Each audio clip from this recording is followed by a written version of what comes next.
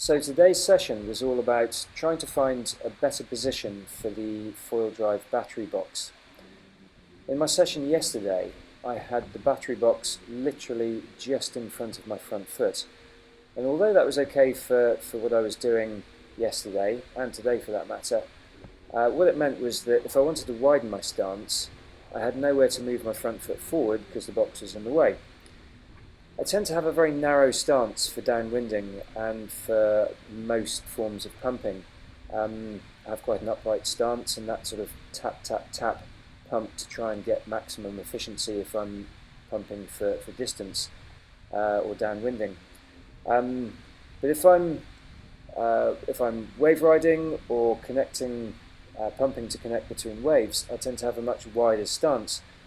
So I wanted to try and find a better position for the battery box.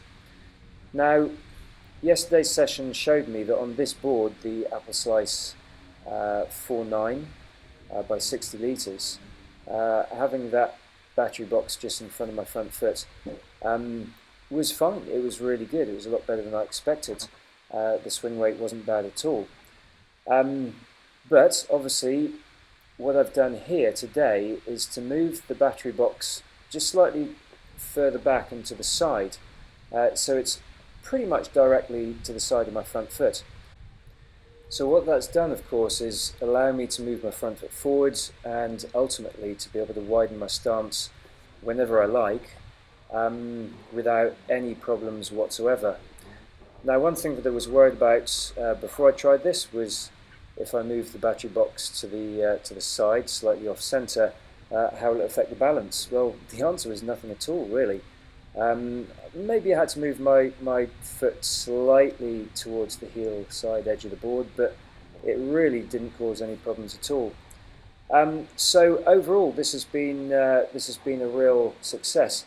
As far as lying on the board, because you don't actually have to paddle, because you're using the throttle of the FoilDrive, then I'm up on my elbows anyway, and yeah, if I was to lie down, then the battery box would be in the way, but you don't have to lie down. You just, like I say, up on your elbows, press the trigger, and you're moving without having to paddle. So again, that's not a problem either.